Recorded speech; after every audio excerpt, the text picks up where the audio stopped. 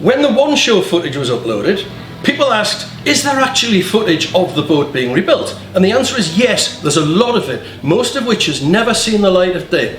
So here is a section of it from early days, from 2007, when we had hair, when we didn't need seeing glasses, and when we were young and fit. Now the video quality isn't what it would be in this modern age, and to be honest, neither is the quality of the presenter. So I have asked my younger self to step up and do the hard work. Hello and welcome to the Bluebird Project Workshop. I am Bill Smith. This is the frame. Might not look like much. This is the backbone of Donald Campbell's Bluebird, now back in one piece for the first time in 40 years. Bluebird's frame had to be dug out from under all of the aluminium panels by drilling out literally thousands of rivets and carefully prying away panels one after the next to reveal a world of damage, destruction, corrosion, mud. But we just had to keep going, taking everything off it until eventually we had a completely stripped bare frame, from frame 15 at the back of the cockpit to frame 1 at the back of the boat. The frame was snapped at the rear cockpit bulkhead. The cockpit frame came up in sections. That's the bit from frame 19 under your knees. Little bits of blue paint clinging onto smashed aluminium panels. But there was a problem because we had a big piece missing from frame 16 all the way forward to the tip of the bow. It wasn't there.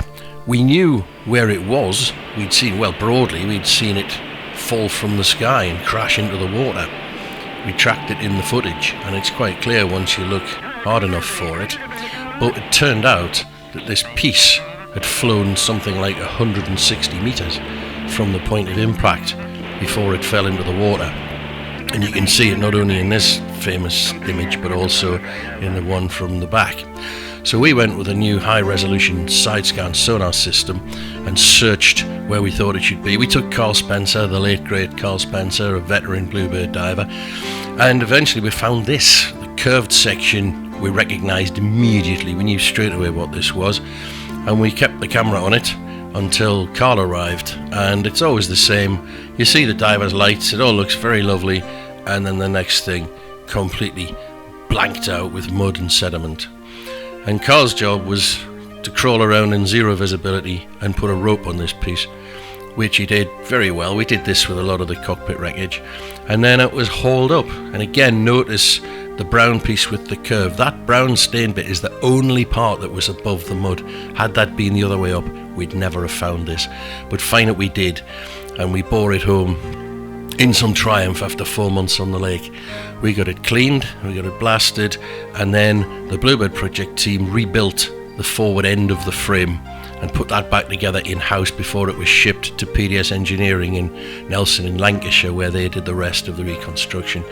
And eventually it was put on a wagon and it was brought home and it was set out in the workshop, ready for us all to make a start. It's important to understand how this frame is actually put together, because what we're going to show you in this film is some of the tricks and techniques that we used to reassemble the front end. And you'll hear a lot of talk of frames.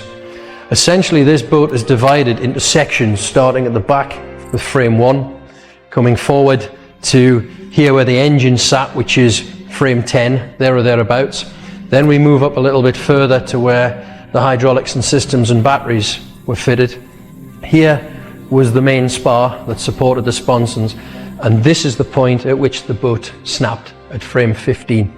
The piece you'll see us working on is this section from frame 15 here to frame 23 at the front. This is the cockpit with the partially rebuilt cockpit seat. This is frame 19. This is the piece that is receiving the attention. And what you're about to see is some of the work that we did on the forward section of the boat from frame 15 here, where it snapped, up to the tip of the bow, and especially on frame 19, bearing in mind that to make the boat easier to work on, we've turned it completely upside down. The bigger picture is that is the original panel for there. But the problem with it is, it's been so badly beaten up that I don't trust it to keep the water out. And if it failed, if it cracked or split or sprung a leak, to get that out of the finished boat would be a massive strip down. So what we've done is kept the original panel. We could have made a new one, We've kept the original, so it's another piece of the original boat, and we've put a watertight bulkhead behind it. That's a new panel, and that's there to give it a bit more strength, keep the water out. It's a fully reversible repair, so in terms of museum conservation ethics, that's an allowed repair, because that can be taken out and the frame put back how it was at any time. That's original material. It's a good engineering fix. The boat will be strong, it'll be safe, it'll be watertight. So that's the big picture, that's what we're doing. This part of the boat's design was very sketchy, and if it ever kept water out it would be miraculous, so we redesigned it.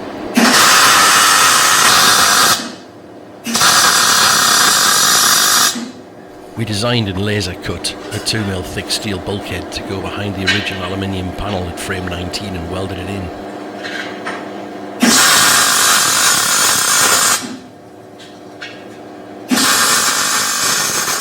The object was to retain the original panel, but it was a very highly stressed part and it had been through a lot of trauma, so we put the steel panel behind it to effectively render it completely redundant and allow it to go along to the right, whilst knowing that that stressed part of the boat was very, very safe.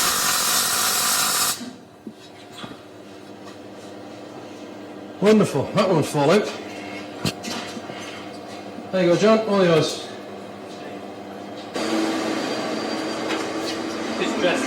Yeah, just give it a polish because it's got to have the panel against it. Yeah, so just give it a clean back so it's nice and smooth.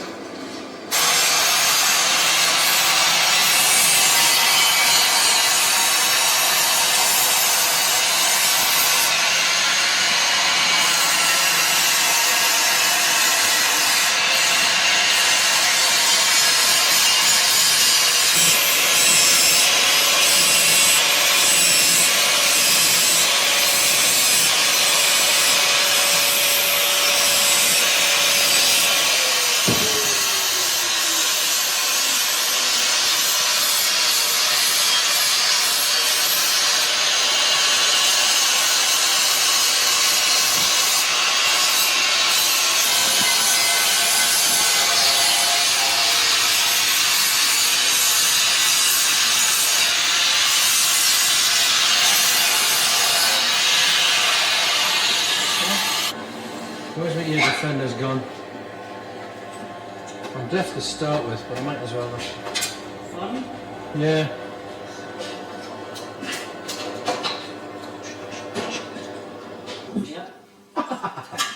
I'll settle for that. Try it the other way. It's probably a mile away this way. No, it's straight that way as well. Right, forget that idea. Wonderful. I can tap it a few times with a hammer for the camera.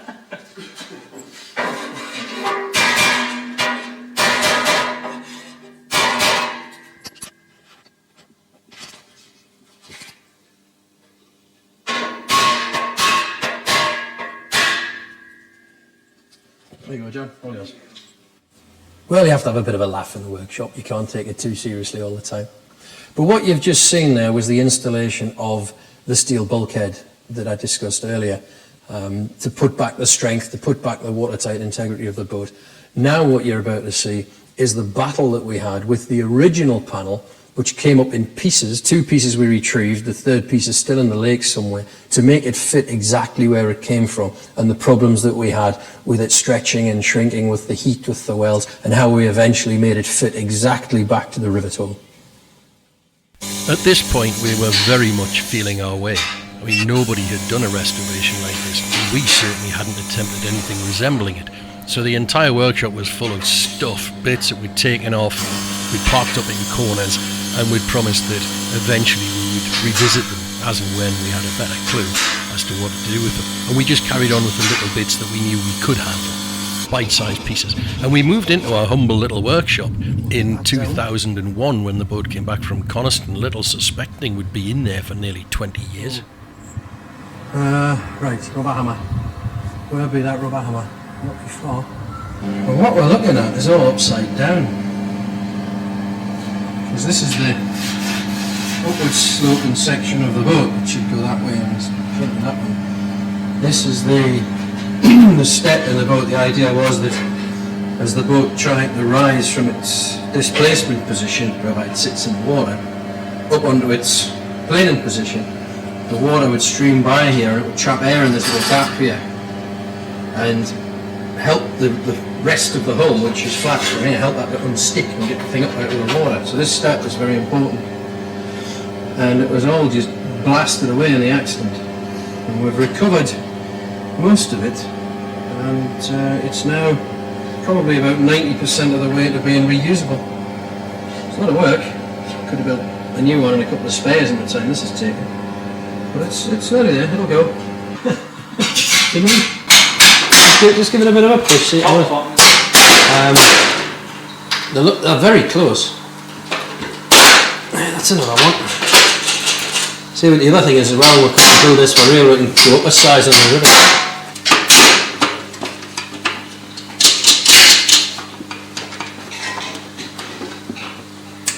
That nearly went. This is the trouble with trying to fit the original panels, when common sense would say, throw them away and make new ones. Have you got that clamp, John? I'll see if I can get a grip on this steel again. Nice to try and get it.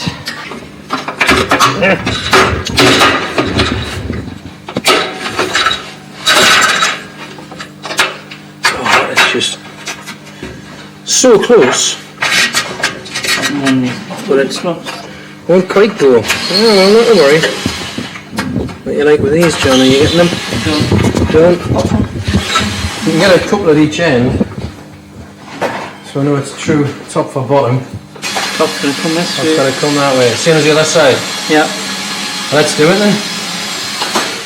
Let's see if we can get this. Pin back in. Can't get it out, can't get it in. Quarters are all out here. Is it cut and shut, Joe? No.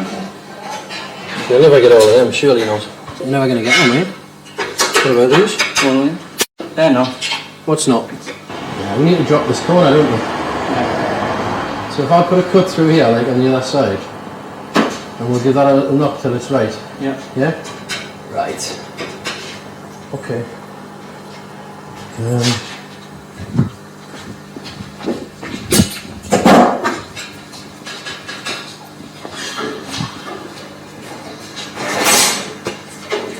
And then John's job is to make all the holes line up. And my job's to weld it all back together. Right, where are we going to make this incision, Dr. John? See this last one? I cannot, that's over there, it's miles away. Similar, Similar. through here. Yeah. You happy with that? Yeah.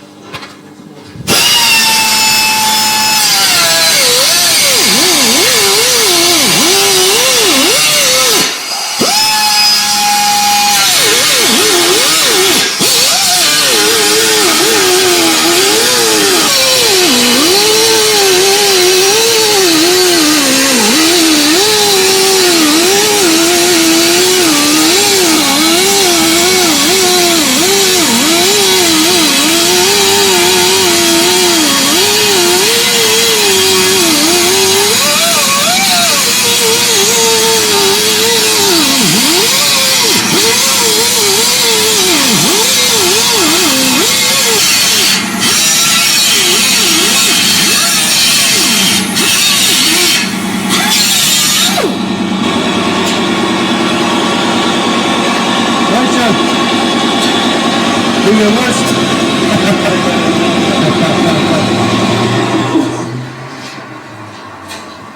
Want some of the other pins? Yeah, I've got loads. Have you? Alright. What about into the steel? Are we going to get the steel?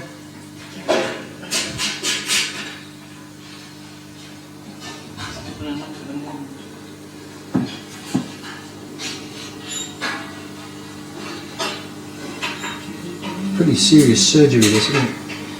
Yeah. It would have been easier to amputate and put a prosthesis in these things. Is that going to spread?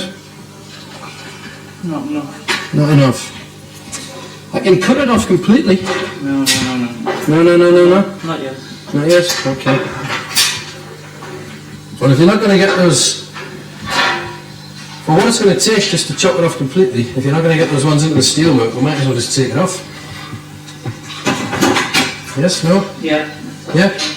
Yes? Yeah, top 600.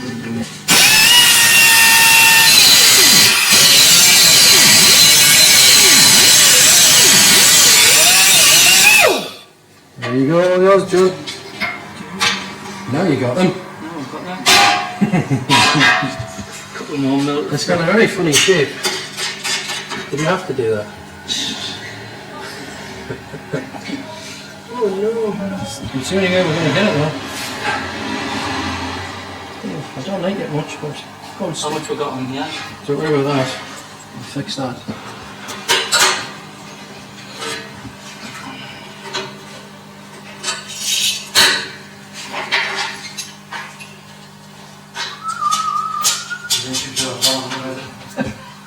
Shift to the last.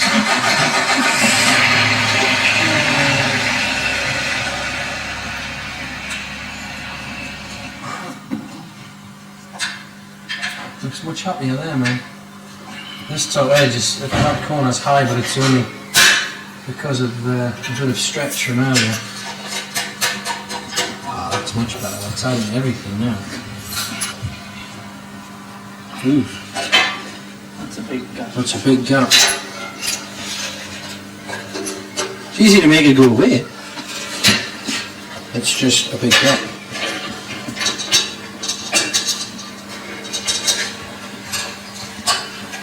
So is that's picked up everywhere now, John? Yeah. Where's that rubber hammer go? Cheers, John. Solid that.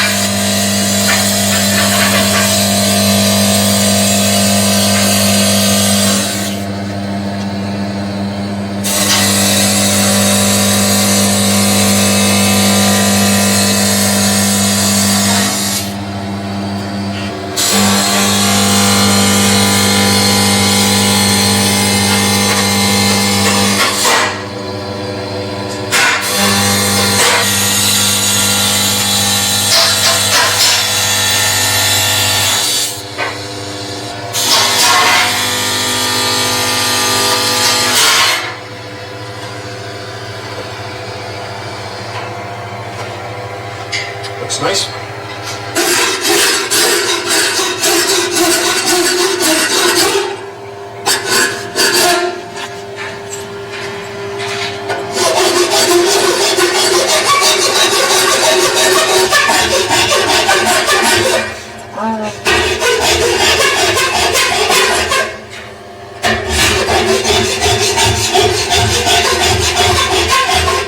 Trouble with aluminium is the heat rushes through it so quickly.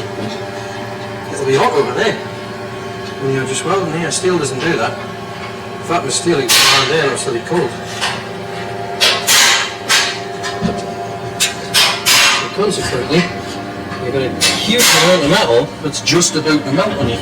The problem with this stuff is you have to think of it as like toffee. It doesn't just snap. It goes snap. So you try and put it back together, instead of it being there, it's kind of here, because that's where it got to before it snapped. So you've got to somehow lose all that extra metal to get it back to where it was. And this is the problem.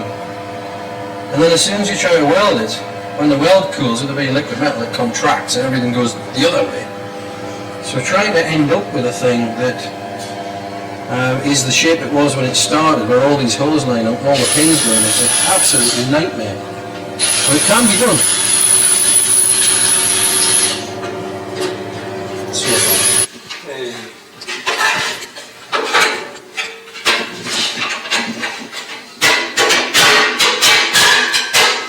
Oh. Looks like it grew there, doesn't it? What's that you just put back in, Bill? That's the original panel. That's the one that's causing all the worry. Because it's not very good. Doesn't matter now. It's got a 2 mm steel bulkhead behind it now. It can do as it pleases, it can fall off. The boat won't sink. Yeah. That was the way to fix that, wasn't it, John? Definitely. That was definitely the way to fix that.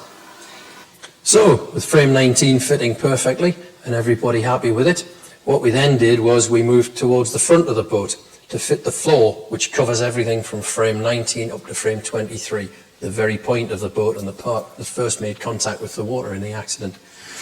What you see here is the inner floor. The floor is actually made of 3 skins. The inner, which sits against the frame, a corrugated floor for strength, then the outer, which is the one in contact with the water. And what we did was to fit that floor section and pin it in position to check how true the front of the frame was before continuing. This was literally just weeks of trial and error. Put it on, have a look, take it off, tweak it, put it back on, try it, take it off. At times it felt like it was never going to end, but we just had to keep going. It's slightly up in that corner, just make sure you spring it down as it goes in, otherwise it jams. That's it. It was around this time we either discovered or invented the condition of skin pin finger. When you do so many skin pins you can't feel your finger ends, and that had unfortunate results now and again.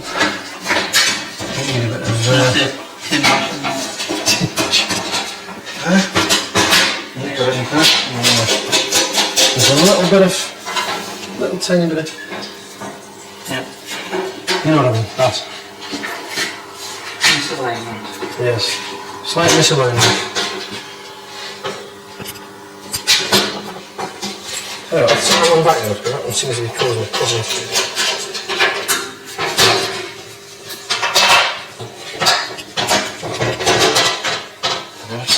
That one, put one of these at the bottom, like. Nope, let's try it. There's a set of them up that side that you just can't get. These have been drilled and messed down, like we didn't do anything. These ones aren't much to go by because that bit of the frame went out, we wanted it back into seat. So this bit doesn't really tell you anything. Right, are we in?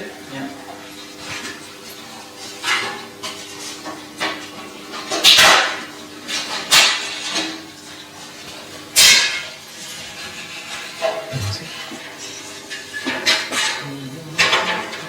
So now we're on the top row. Top. On the top. It's going to sit on top of the skin pins, but is that alright your side? Does it overlap properly? Pretty much like not bad with the walls. Yeah. Yeah. That's not bad, that. Not bad fit. Yeah. Is that all flat? Yeah. Having that. Marvellous. Yeah. It's pretty close though. See if we had to save this skin, you know. Yeah. And all we'll have to do is put another doubler on the outside. We'll make a new front bit. Make a new bit for this. Then put another skin outside of this one. Double it. Because the water line's about there. Yeah? So that end is going to be well above the water line. Yeah. Yeah? So there's nothing going to get under the skin there. Try and peel it off and it'll just overlap again at this end. If we're going to make a new skin, we're going to take it past this one and round that corner. Put it in that corner with it and pick up that row there. Yeah? So we can save that. Looks a bit raggy at the minute, but it's safe. We'll fix worse, you know, you can get in there with a toothpick. Yeah, with toothpick.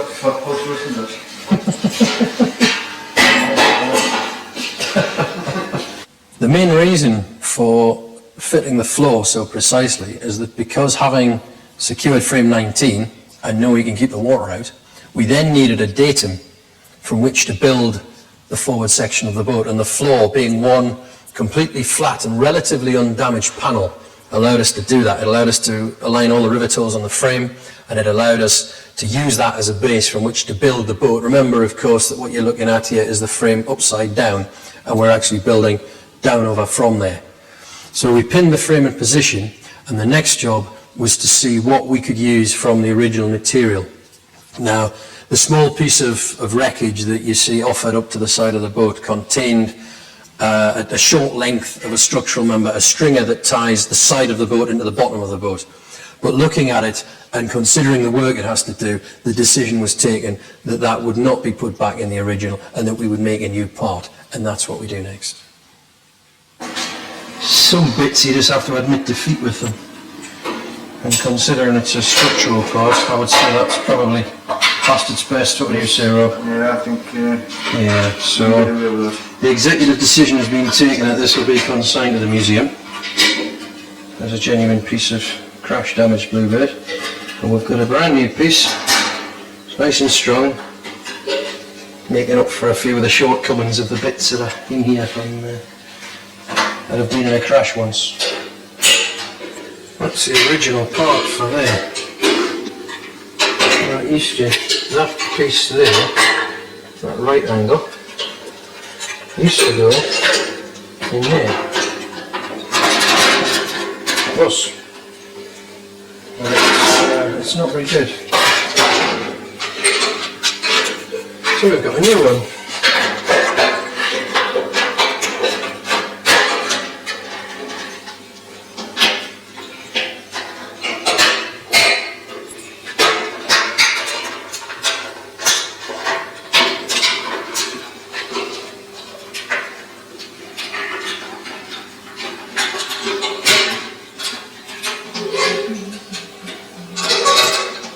Alright, yeah, right, that's inside.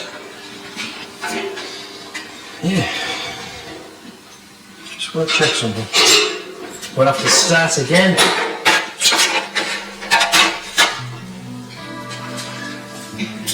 Sorry, that's it. To the next thing? Yeah. Go up there. Does it work? Yeah, just there, all right. Yeah, okay. Still there, Rob.